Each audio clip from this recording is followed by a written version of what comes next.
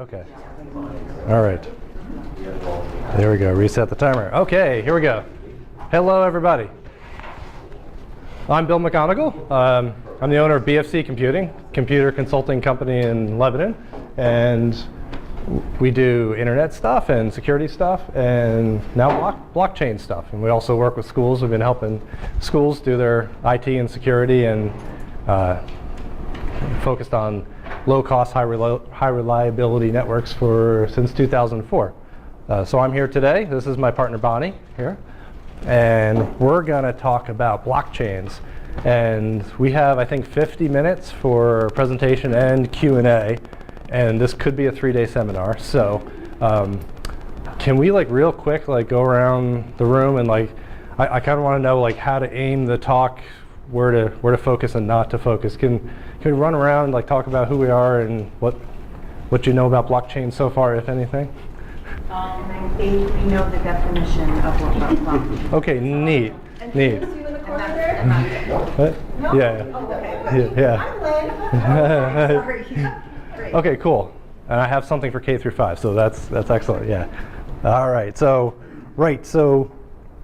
I've been doing blockchain-ish kind of stuff for a few years. As a user more back in 2011, 2012, and getting more into development lately. My partner suggested I call this slide tweet cred. So that was an article I wrote the other day that the official Bitcoin account retweeted for me, so that was really cool. All right, so this, that would be great. That would, I don't know how, but that would make the contrast so much better. Yeah. And I am doing a video, so if anyone misses something, wants to review, or you know someone who wasn't here who wanted to get to the talk, I'm going to put it up on YouTube under my name or BFC Computing, one of those. Okay, so what we're going to cover is what the heck does a blockchain even mean? What is that thing?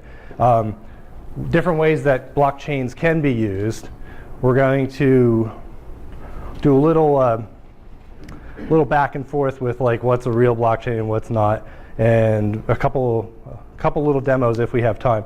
And then what I really would like to do is have a little discussion at the end, think about what ways can blockchains be used in education that haven't been yet. So what we should start with is, well, what the heck is a blockchain? And the best way to think of this, and there's a lot of stuff in this talk where we're just going to piece together different tools. So a blockchain is a tool, and what that tool does is it lets us, and by us I mean anybody in the world, share a copy of a database. So the database contains some information, and the way that blockchains are structured and the guarantees that they provide, it makes sure that everybody in the world has the same copy of the same database and nobody can mess with it. So you know that the data comes across securely, you know that it's consistent. Someone in one corner of the world won't have a different copy of this database than someone in the other corner of the world. So once everybody is sharing a consistent database that's constantly distributed across the internet in real time, then there's all sorts of things you can do. So that's, if there's anything to take away from what a blockchain is that it's not necessarily something that is just tied to currencies or tied to diplomas or anything like that. It's a distributed database and one that you can count on. All right, so here are the blocks and here are the chains. So that's all the word really means is that you've got a bunch of blocks, and a block is a little piece of data, and it's chained together to the next piece. And what makes this a chain is that if you have block A, so that's the first block that might be in your database, block B consists of something that was also in block A, or a function of block A. So this lets you know that you have the order right in your database, because imagine people are sharing information from all over the world. It's really important to know what order you put your database back together in, because even if you all have the same copy of all the data across the world, if it's in different orders, the meanings can be different. You can imagine when they use these for currencies, that's pretty important, because you want to know if somebody spent money before somebody if person A spends money before person B, or person B spends that same money in the other direction, those are very different things. Is it strictly a time/revision structure, or is it data added, not necessarily? I've got another slide that's going to get a little bit more into the tech. I just wanted to hit that high level piece that B contains something from A and C contains something from B, so that we know which order that these blocks go in. And the actual thing that goes in it, it depends on your blockchain. It depends on, so there's something called consensus rules. So in order for all these people across the world to decide to have a consistent database, they also have to agree on how that system is going to work, how the distribution is going to work, what rules you set for ordering, what kinds of information you're going to use for your ordering, things of that nature. So you can use digital currency is the one that's always in the news. Things like Bitcoin or Ethereum or Monero, things of that nature. There's also other things that people do with this. There's a lot of people using this for tracking now. So people in the oil industry are interested in, okay, I've got this barrel of oil that's over here, and it needs to get to here, and it needs to get to here, and I want to make sure that we can prove that the barrel of oil that I sent from point A to point B actually made that journey. So people are using blockchains for that. Some people are looking into doing vaccine tracking, where you've got like specific lot numbers on vaccines, and I think the UN has, I forget the name of it, but the UN has a blockchain-based system where they go into disadvantaged countries and help with vaccine programs, and they use a blockchain-based system to figure out, like, has this person received this vaccine before? What lot numbers did they come from in case there's any problems, things of that nature. And so instead of everybody like trying to do, like, I think this one's headquartered in the UK, don't quote me on that, but it doesn't matter. Instead of having to try to do a dial-up back to a server in the UK, these people that are out in the field can all just get an internet connection somewhere, receive a copy of the vaccine database, and also make their contributions up. And so it happens, rather than the client-server model like a lot of the web has been, it's a distributed, what they call a swarm model, where lots of people are pulling information and putting different bits of information back in. Farm to table is another thing. People are kind of concerned about where their food was grown, how it got there, that they're actually getting the food that they thought they were getting. You can, when I go to the co-op food store by us, there's a label on it that says where that piece of meat came from. I don't know if it's true. I assume they do their best, but someone in the middle could get snookered perhaps. Blood diamonds are another one that's out there. People are looking, they want to buy a diamond ring that has come from a sustainable source or an ethical source, I guess you'd say. So anywhere where there are these areas of concern, people are using blockchains to have these distributed database. Because the blockchains are permanent, so once you get from A to B, if you have some data in B, it's never going away. So people will do things like they'll take some people might have an idea and they might say write up a patent application, but they don't want to release it just yet because they're still working on it. What they'll do is they'll take what's called a hash or a summary number, get a summary number that only their paper could generate, and they'll put that up on a blockchain somewhere. And then without disclosing that paper to anybody, a year later, they can say, aha, look, back on this date I had this document, and I can prove to you using cryptography that I had this exact document on that date, and that document will say the things that they want it to say. And then certifications. So MIT Media Lab is running a whole program for putting diplomas and certifications on a blockchain so that people can verify that somebody has a degree that they claim they have. One of the cryptography professors at Cornell wrote a paper basically saying anybody can fake their way into grad school if they want to, because there's no authentication, there's no system, and he believes it. He's like, if you want to go to grad school and you don't have the qualifications, just fake your way in. Right, so the blockchain is distributed, it's hard to fake, we did that. Right, and order preserving, and so because this data that's in B will always be in B, and it can't go away from B, people are using it for areas where censorship could be a problem. And they will put information on a blockchain that in order to take down that bit of information that somebody may want censored, they would have to take down the entire global distributed database, and that just gets to be too economically or politically expensive. Okay, so the next thing, so as you asked, what is this something that's from A that gets included in B? So we're going to talk about hashes for a minute. Anyone here ever heard of hashes? Okay, cool. A little bit? Okay. All right, so here's what a hash is. So anyone here who's never played with a Rubik's Cube? Okay, cool. So everyone knows that it's way easier to take a Rubik's Cube that's solved and create a scrambled Rubik's Cube from that than to go in the other direction. It's much harder to take a scrambled Rubik's Cube and make a solved Rubik's Cube, right? So that's what's called a one-way function. So easy to scramble, really hard to unscramble. And this is a 3 by 3 by 3 cube, this matrix. And so I didn't even know this existed, but I saw this the other day. So now there's a 5 by 5 by 5. And you can imagine like how much harder it is to solve that Rubik's Cube, right? So what blockchains rely on is something like this. And the details of this don't matter, but imagine a Rubik's Cube that has 256 squares on every side. And then instead of just turning, you have all different kinds of verbs and transformations. And so this is called a secure hash algorithm. And the details of that don't matter. But what matters is that you put information in one way and it gets scrambled, but in a predictable way. But you can't go the other way. You can't take that scrambled bit of information and create the original information. So that's because you can't go back. So Rubik's Cube, you can solve it, right?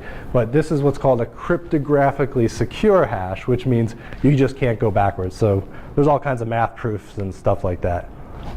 So I got to figure out how to drag between screens here, but okay. Let's see if I can make this work. So I've got a little demo of, nope, not that way. There it is. Okay. All right. So blockchain.mit.edu has some of these tools that people can use for demos. If you want to teach the basics of blockchain back at your schools, you might want to use a website like this. And so, so where are we? So we're at the CMCT 2018, right? So this is the kind of piece of data that I might want to put onto a blockchain. And I don't know if you noticed as I was typing, so this is performing a hash. And so this is what's, well, people use the term for the function and for the output. So someone will say this is the hash of this piece of information. But if you notice as I type, if I take away the 8, everything changes. Every single character in the whole darn thing. So if you have a little piece of the hash, you can't figure out what came before it. And if I can make my message arbitrarily long, and the hash stays the same length. And the only reason that happens is because for every piece of information, as you keep adding more, it just keeps feeding the rest of it back in. But now every single time, all right, so let me get rid of, yeah, let me cut this here.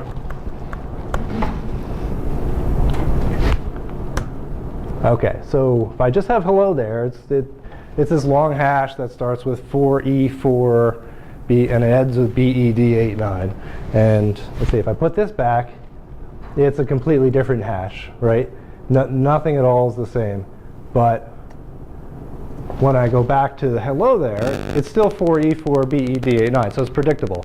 So every single time you use this hash function for the same data, you're going to get the same information, the same hash out if you put the same data in. So that's important later. We'll see why that is in a little bit. This is sort of like the background information needed to get the whole rest of the picture. All right, so back. All right. No.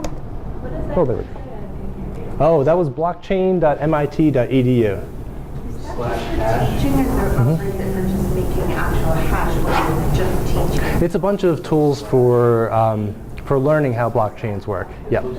Yep. Okay, so all right, there's the demo. Okay, right. So now the bit of information that I held back before was that, let's see, I can point. My laser does not working today. So the piece of information that's actually contained in B is the hash of all the data that was in A. So if you're creating a new block on a blockchain, you see which piece of data you had already at the end of your database, and then you put it into a hash function like that. And then when you send the new block of data out to the blockchain, you also include the hash value from the previous block. And then everybody around the world who has the last copy of A, or if they're trying to figure out what order things are supposed to be in, they can do their own hash, because it's the same algorithm that's used everywhere. So they can take their own hash of A and look at what you sent and said, yeah, okay, that's right. That B has what was in A before. So basically, a blockchain, if I'm not wrong, is used primarily for security. It's for security and So that then nobody can come in and pirate it well, or copy it. you could copy it, because this is so in this case we're talking about a public blockchain. There are ways to securely store data within a public blockchain. Haven't quite gotten that far yet. But at this point we're talking about everyone looking at the same data. Anybody who wants to participate, there are ways to use encryption to make, if you don't want that feature or if you don't want that property. So they can copy it, but they can't change what was in A. Right, Yeah, that's what right. I said. Yeah, and what we're going to get to a little bit later is, as you start to get down from A to B to C, because, well, I don't want to get too far ahead of myself, but once you get a little bit down the way, trying to go back doesn't work. It becomes too expensive to ever try to go back. All right, so, oh yeah, so we're getting there. Okay, so this is a warehouse. I don't know where this one is. This is a warehouse, and every one of these little boxes here is a machine that just does hashes. That's all it does. That little JavaScript hash function that we saw on the MIT website. If you wanted to, so I brought one here to pass around. This one's from a company called Bitmain. They make an antminer, and this is what's called a double SHA-256. That's the function we were looking at there is SHA-256. It's not that heavy. If you want to pass that around, look at it.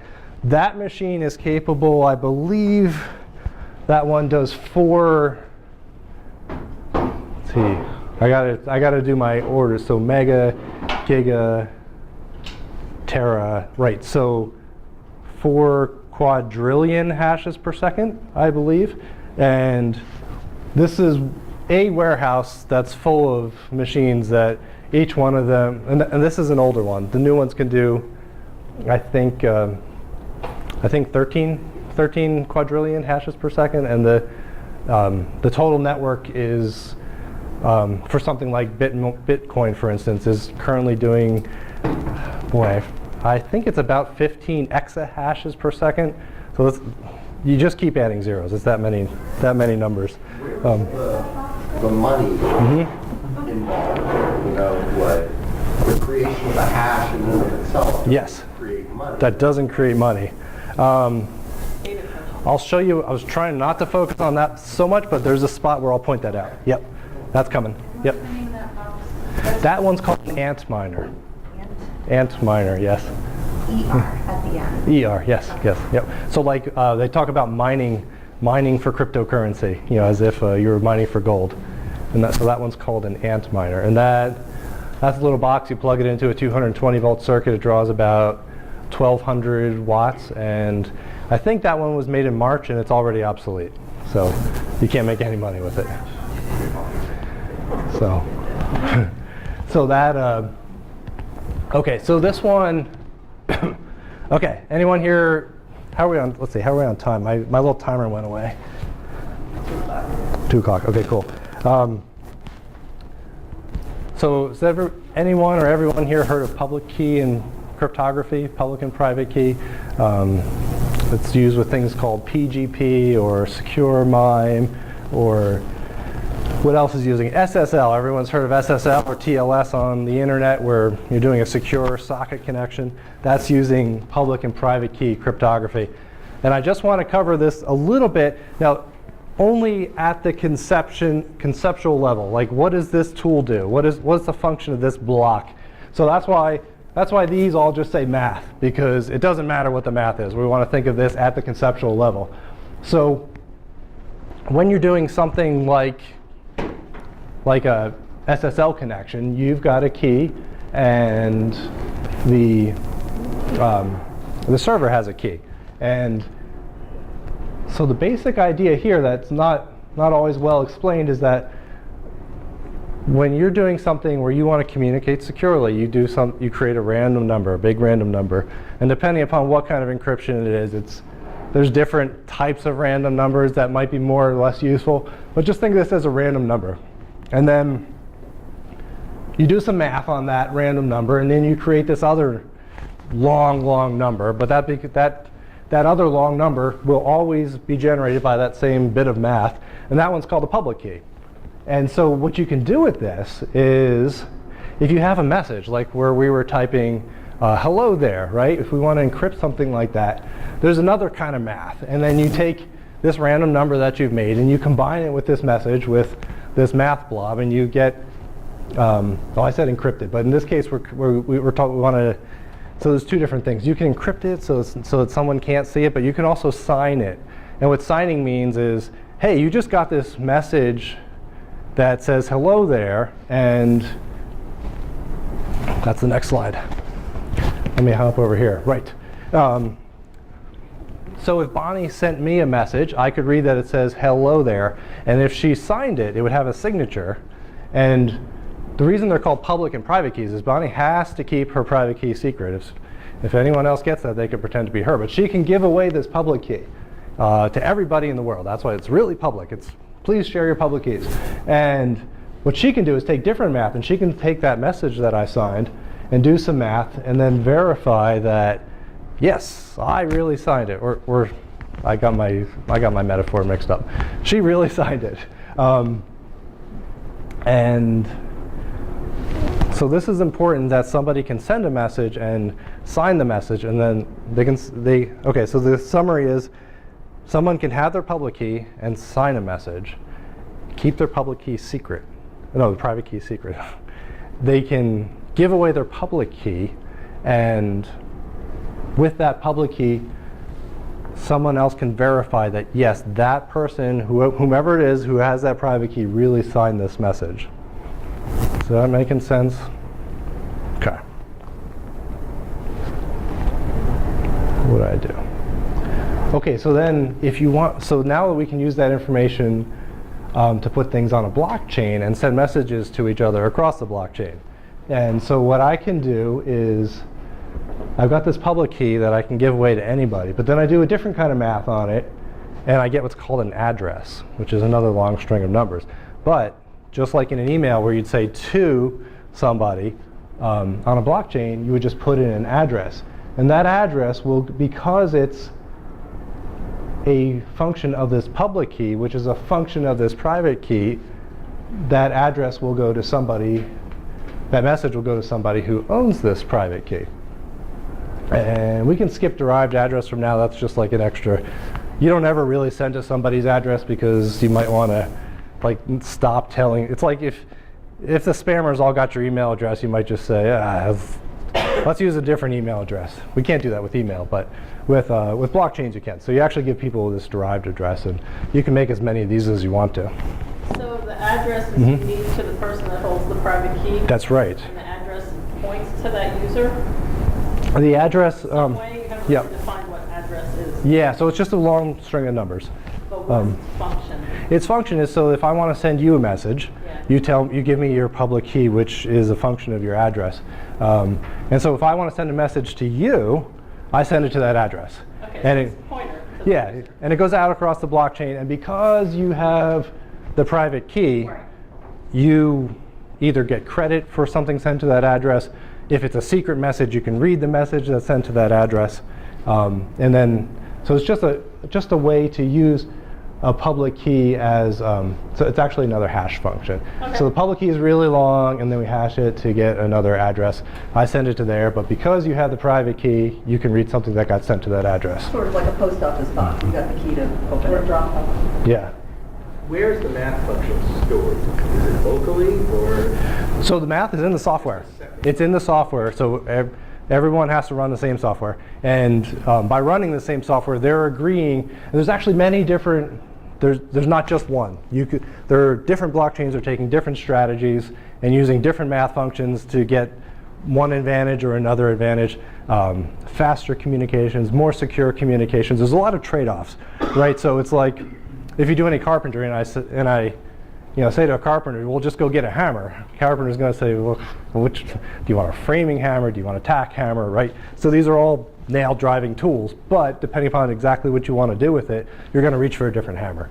So it's the same thing. This math can be swapped out for lots of different things, but the block level conception of what those are doing is all the same.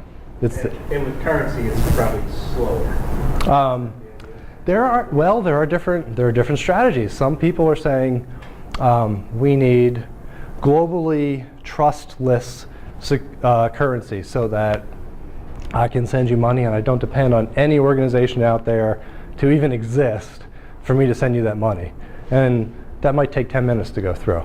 Some other people are saying, "Oh my goodness, I can't imagine doing any transaction that takes more than 3 seconds." And so they use a different set of tools, and but that 3-second solution requires someone that you trust out there. So there are trade-offs. Okay, so all of those, so that warehouse that I showed you, full of these what are called mining rigs, all they're doing is generating. This picture has the information that we need, but there's more than what we need. It is generating hashes. Those are hashing machines. So if you see here where it says the previous block hash, that's this. This is the hash of the previous block that we talked about. So if you're working on block B, you're going to include the hash of the previous block. And then what the output of all this work is to get this what's called a block hash. So you're trying to find a new block, and because of consensus rules, the only blocks that are valid blocks are ones that have a certain number of zeros in them, and the number of zeros is changing over time. So as an example, I think with Bitcoin, it's every 18 months, every 2 years, something like that, they add an extra zero. And if anyone's ever done any binary stuff, you know that every extra decimal place you add is a power of 2. So every so often, it gets twice as hard to find a hash because you need to find a hash with an extra 0 on it, right? And so you have to, what they do is all this information is the same. The block hash is the same. Don't worry about the Merkle root, what time it is, the bits. So there's this thing here called nonce. So nonce is just a random number. And what these machines do, these machines that are doing 4 trillion, that's a 4 trillion hash per second machine. What they're doing is they take all this data that they have to have in a block, and they see what the hash is with some random value of this nonce. And if it doesn't contain the right number of zeros, remember how when we changed just one character before, everything changed in the hash string? So what it does is it changes this nonce by one character. The way that people change this, it doesn't matter. There's different ways to change it, but that it's changing is going to change the output hash. And they keep hashing and hashing and hashing and hashing until they find a block with enough zeros. And if they find a block with enough zeros, then they've found a block, which means that they have created. And so this is there's nothing special about these zeros. It's just a rule that people have agreed on of how that particular blockchain, the Bitcoin blockchain, is going to distribute stuff around the world. How do we find a valid block? Now, the odds of this are, like, I can't comprehend these numbers as a human, but if you take a couple, yeah, this is an older one, so that's about the right number of zeros. So the currently, or a couple years ago, the odds of finding a valid hash for a block it was more difficult than to find a particular grain of sand on all the beaches of the earth.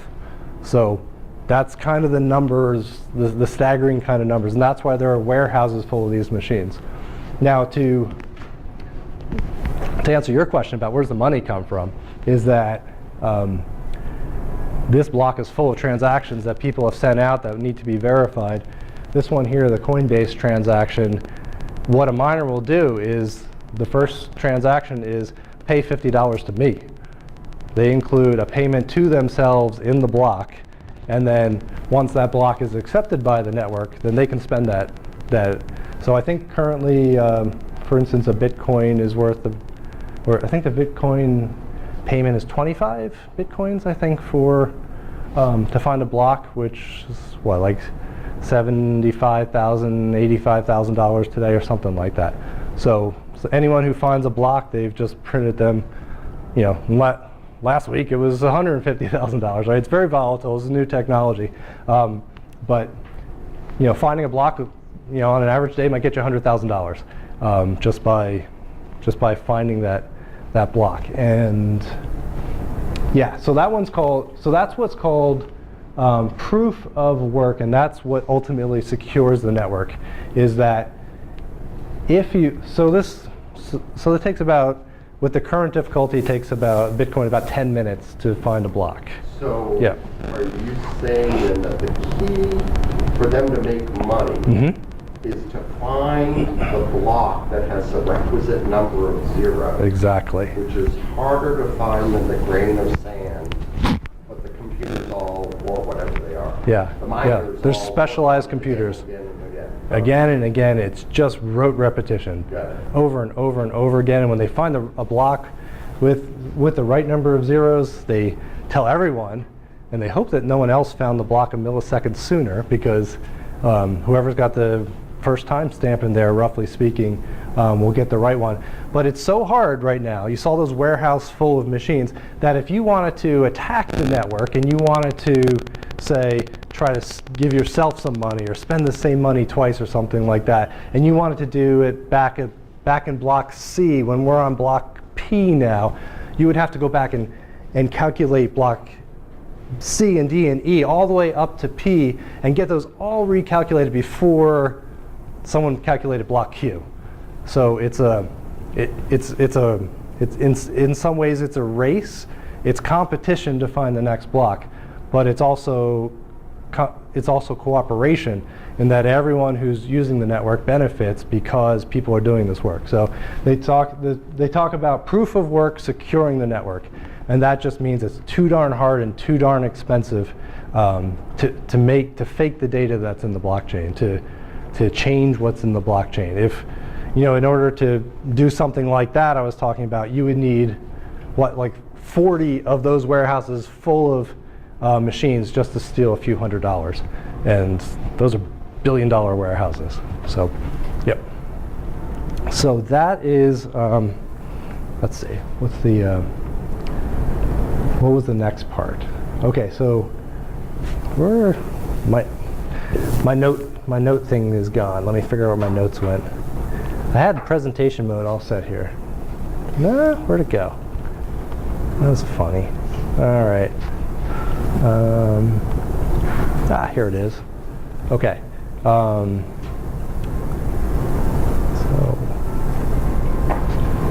So that's the basic structure of how the blockchain is working.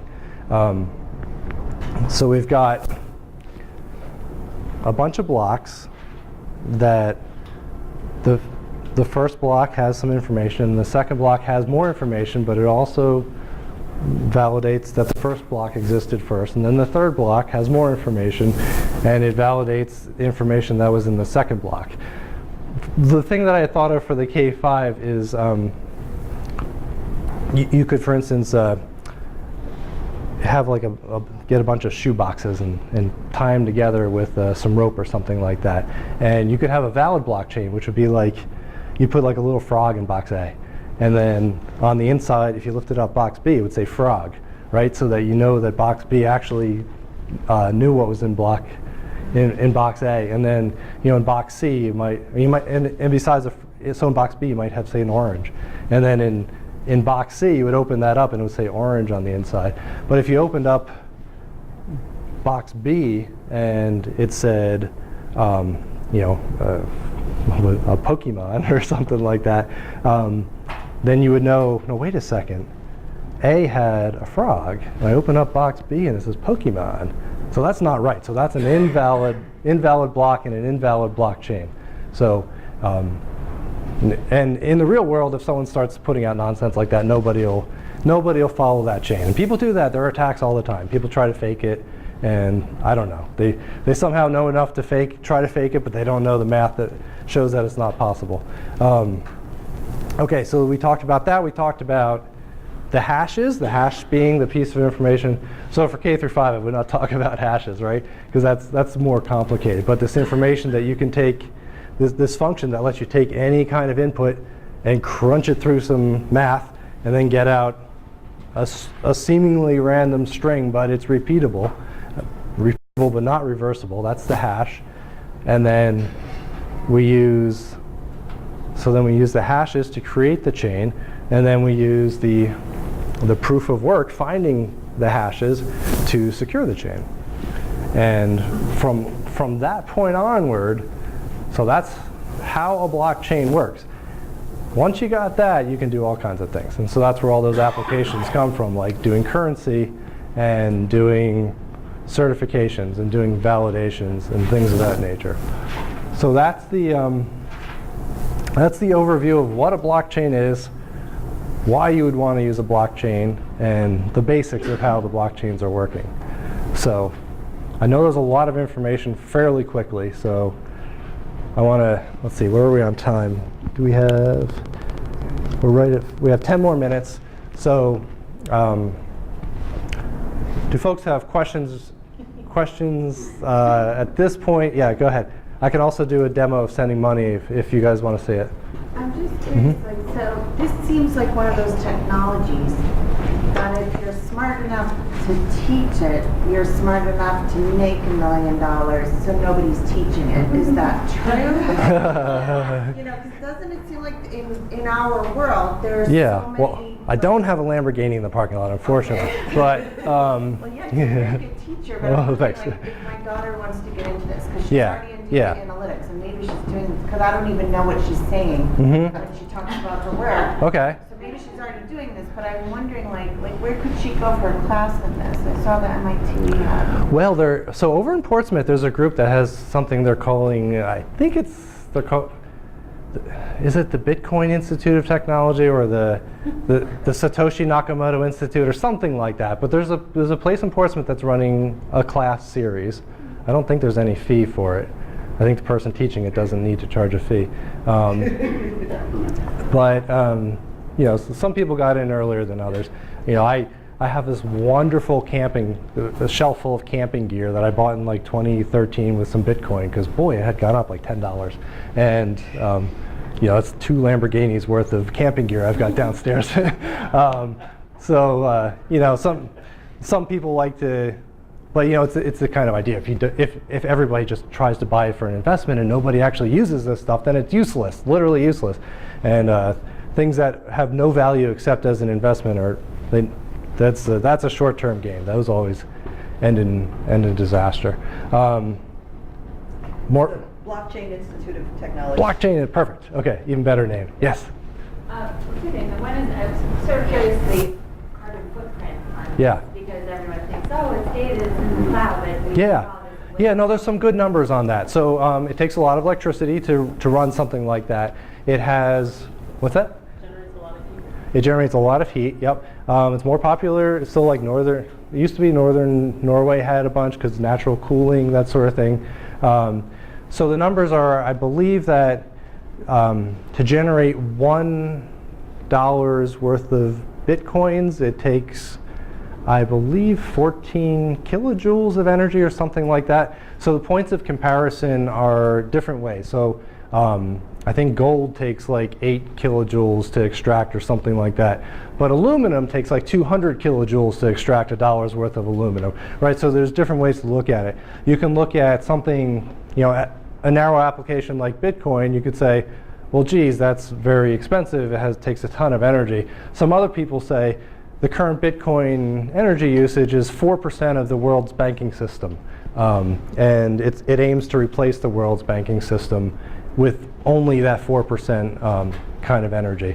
And you know, then there's other aspects of, you know, what are the costs that, so if you have, rather than a global consensus currency like a Bitcoin, you have nation states that try to create their own currencies, and what are they spending to try to maintain their power across the world to enforce the value of their own currencies, right? It's like trillions of dollars, right? So there's all different ways to look at those metrics. But yes, it is energy intensive, it's expensive, they tend to be near waterfalls, hydro dams, things like that. And on one hand, it costs money to do that. On the other hand, because it's so expensive, that's what creates the security to protect the network, because someone would have to have orders of magnitude more money and power to attack the network because of that property. I have a couple of questions. Sure. So you said when you find a valid block, Yes. right? Yes. X amount of zeros. Right. Is that specifically for generating money, or is that also how the database works? Because you talked about using Right. a global database for things like vaccine tracking. Yes. Do they have to do that? So they will use a proof of work function, but they will use a different proof of work function, something that's not, so the UN is not going to be running giant data centers full of this. It's, and frankly, you need a lower security level for that vaccine database, because if you were to be able to hack the Bitcoin network, you could print yourself money. If you were to be able to hack the vaccine database, you know, there's less incentive for people to do that. Okay. So depending upon the proof of work function that's chosen, the procedures, and so that's the math part, right? It's Right. the procedures are different, You but have to sit there and crank through. I mean, yeah, I want to access my vaccine database, Yeah. and I have to sit here and crank through until I get, you know, like a one-armed bandit until all the zeros come up. That's not yeah, the way it works. no, not for accessing. That's only for creating only it. for generating. Only for generating a new block. Yeah. Okay, so Yep. then the other question I had was, you were talking about, I'm trying to wrap my head around the network. You're talking about it being a mesh network, and I'm seeing warehouses full of basically processors. Yeah. And we're not using servers. So cloud, like all cloud, I don't understand how this stuff can Yeah, you can could. all talk to each other that fast. Because the information that's once you have a copy of the database, you only get the updates to the database that's happening. Okay. Yep. You don't. It's just a different spot. Yeah. Exactly. And Yep. Brad, you want to talk about the broadcast thing, once you find a block, how that... Yeah, yeah, right. So because those people want that money, they want to be the first ones to get that block. Right. As soon as they find that new block, they broadcast it out to the rest of the world. You know, send Everybody else updates. and everybody else updates. Now there's, you know, sometimes there's a little bit of a trickiness where two people will find it really close at the same time, and they Right. both broadcast at the same time, and different people hear of different blocks at the same time, and then then it's a race to see who gets the next one. And you know, that settles. The blockchain algorithms have methods in place where everybody agrees how we're going to settle that kind of contention. But that's why they have consensus rules. So in New Hampshire, there's been concern lately about, say, student data privacy. Right? Okay, sure. 1612.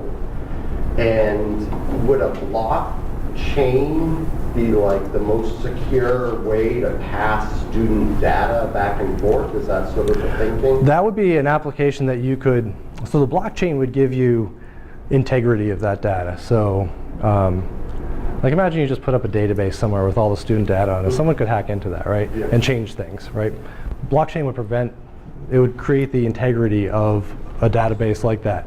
Could someone still hack into it, but then they couldn't change it? So That would get back to the public and private key stuff. Okay. So if you were going to do something like that and privacy were a strong concern, you would want to do something where you're encrypting the stuff that you're actually putting onto the blockchain so that only the people with the right keys could ever read it. Yeah, and our cryptography algorithms are really good, and there are some out there that people have been hammering on for 30 years, haven't found any weaknesses in them. And so, is it perfect? Maybe not. Might quantum computers have something to say? Maybe. But is it better than any other solution that humans have ever come up with? Absolutely. Yeah. So you have a hash, and then you have like your more basic encryption. Yes. The hash, what makes the hash the hash? Yeah. I think your example helped me a lot here. Okay, is cool. That it's reproducible. Yeah. So like you take the 8 out and everything changes, but you put the 8 back and it's still the same. Exactly. It's like translating it to Russian, you put 1 out, it all changes, but if you put the same words back, you're going to get the same thing. Right. If I send a text to you Mm-hmm. and it's encrypted, they're using, that's a random number to encrypt, right? So every Yep. time I send it, it's a random number. It's different every time. Is that the difference? I'm trying to compare. I don't know if those are good things to compare, but Yeah, that depends on the particular protocol, but yeah, it could be. The neat thing about the hash is that anybody can verify it, because if you're not trying to keep something secret. So yeah, I'm just trying to make an analogy so my brain accepts this Okay. information. So it's like, we all know that iPhones text slightly differently. Like I used to have, an Android phone, Right. and we didn't use the text built in. Yeah, because it wasn't yeah, very right. secure. We had to get a Okay, so third-party app. right, so the We iPhones. moved to iPhones because Yes. we just have to use a third-party app. So when I hear you talk about hashtag, Yep. it feels like an encryption, but it's reproducible. Whereas Yeah, so the iPhones use iMessage, right? Right. And Apple doesn't let anybody else use iMessage except iPhone. So that's an encryption protocol. Okay. And so that would be more like the set of rules. So in order for another iPhone to receive an iMessage from you, it has to agree with all the same rules that your phone. So your phone is using a set of rules to generate an encrypted message and sending it to somebody else. And then they're getting that message. And if they don't apply the exact same set of rules, they're not going to be able to read your message. So on an Android phone, when you're texting, Yeah. is that different? Oh, there's just completely clear text. Okay. Yeah, unless you're using something like Signal or Kinda open. some other, Signal yeah. was what we were using, Yeah, Okay. yeah. Signal, Facebook Messenger now uses the Signal stuff. WhatsApp Okay. uses the Signal stuff. Android itself doesn't provide secure messaging, but Right. all the other apps on it do. Okay. Yeah, Get it. or not all of them. And So, when the other person changes phone, you have to re-verify the number with them. You can still read it, but it's not verifying it's from that same person you were talking with until you re-verify the separate number Right, that is theirs. right. all right, more questions? Should I send some money across the internet? Yeah. Could you give us just a couple examples of how this might be used in K-12? In K-12, well, that was the brainstorming part we didn't quite get to. Yeah. Right, so, online portfolios I've heard people talking about. That's, how do you get something that, for instance, is transportable from one school to another? Students move from one school to the next. I can imagine one school taking a portfolio, encrypting the thing, putting a pointer to the keys on the blockchain and sending it to another school who's authorized to read that kind of information. But the same thing would have to be true. I would think that everyone would have to agree to the same rules. Yes, absolutely. What the digital portfolio challenge has been. Yes, Yeah. yes. Well, you come up with those sets of rules. Like everybody can only send each other email because we agree how an email message is structured, how the chats between the email servers work. So yeah, for all of these things where people are cooperating, got to agree on the rules of the game, and then everybody can play the game. Yep. And when you've got those common sets of rules, the neat thing is that, different people can sell email servers, different people can sell email clients, different people can be email providers, right? Like once everyone agrees on the same rules, then you have this big game that lots of people can play, and they can try all different.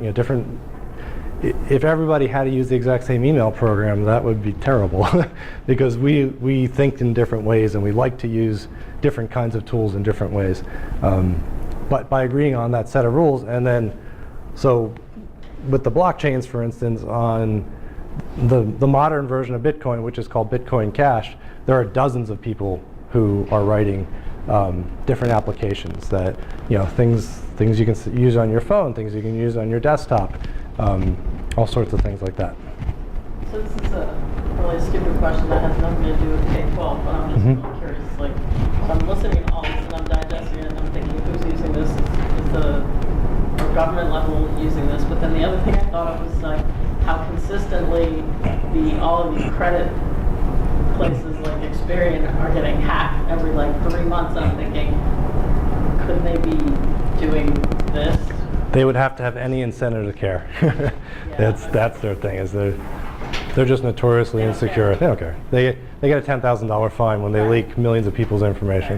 Yeah, they don't care. Thank you very much. But if people were to say, you know what, we don't need centralized credit bureaus anymore. We can just put all our data on the blockchain and give people keys who we trust to look at our data. Yeah. Then you don't need credit bureaus. Yeah, So absolutely. hopefully the credit bureaus are going to be an obsolete technology soon. It should have been shut down a couple of years ago. Yeah. Okay. Yeah. I'm just sitting here, I'm thinking, You so, say they did yeah, this why work in aren't 2017. Okay. Yeah, when they were second graders or 10th graders, yeah. They can't just add it on afterwards and say they did it 5 years But ago. it seems to me that the rules that have been set up, where's the money in that? And if there isn't the money in that, were those really created by more of a government entity? So would you need a governmental entity? Because otherwise, if you're creating the rules, and I'm Gmail and I'm creating them, why would I give them to Yahoo? So, But if you have a consortium of schools and you have a chain Right. private to that consortium, you're all and agreeing. we Well, agree. Yeah, I mean, so, people are making billions and billions of dollars on Bitcoin Yeah. by agreeing on a set of rules. And the term I hear a lot is called coopetition. Coopetition. Yes, right, where people are competing against each other, but they're also cooperating for a bigger goal. Yeah. And because these people who do the mining, they compete like mad, shaving off billionths of a second here and there just to try to get the first block. Wow. But if they were the only miner in the world, nobody would use the thing at all, because then they can be in control and can steal stuff, right? So they have to. The really good games require the competition in order to even happen, but then they reward the people who play. So yeah. So the value of the Bitcoin is directly correlated to the amount of people on there. Yes, the utility. Yes, if nobody were, if no, Why at the beginning it was like, yeah, very low value. Right, there's very low demand. A lot Just of, by camping stuff. you just buy camping stuff. Right. to put in your imaginary sports car. That's right. What was that other weird thing? It was like a number. You said don't worry about it, but it was like nonce. The nonce. Oh, the nonce. Yeah, it's what is even? It's that a so little word, or it's a is that contract. a new- No, it's a It contract. is a real It's a word. contra- For the nonce means just temporarily? Yeah, it's a Really? contraction of number once. Oh, okay. And That's so- back derivation, because nonce Yeah. is an old word too. Yeah, really? right. So now they use it for number once, which to me it just means. So like, It's like a one-shot encryption. it's just like here's a number. Like that's all it is. It's it always a the number. same number of No, digits? no. It might be. It doesn't matter in this case, but yeah, it's got to be because of the way this header is structured. It has to be a certain number of digits. I don't know if that's the right Okay. number, but it has to be. All right. That's just one of the rules, and so they just. I think it's actually longer than that. I think it might be 32 bits, What is but. it? So why does the bits have a pound sign in it? I saw that. Is Where's that or now? Am I reading that wrong? That? Yeah, I think what's that's an that? F. I think that's just the type. Yeah, okay, all I think right. that's lowercase. That I'm like, it's whoa, quite. what is that character yeah, that in the middle baseline of is that? very long on that F. That's Yeah. that's weird. Yes. Yeah. Okay, all right. This is just an image. I didn't type it up. Yeah, well, it's but- gotten me closer to grasping the concept, that's for sure. Cool. I read like 3 humongous articles and I finished them and I've watched like a video, Yeah. like an hour-long video documentary thing. And I was like, yeah, I still don't understand. Well, it's a lot of. I was talking to a friend of mine the other day, and she was like, I don't understand this public key private key thing. And I explained to her. I said, well, the public key is just a random number. Right. And she was like, really? They just apply. Is it? She's like, is it a special number? And in this case, a few cases it is. But I was like, no, it's just a random number. She's like, why doesn't anybody say that? And I said, she says, so how about the public key? I'm like, well, you just do some math and you take the random number and you make another number out of it. She's like, that's it? And I'm like, yeah. She says, why doesn't anybody say that? Right. So some people don't explain things Yeah. Sometimes you can go too deep into the weeds when really it should be.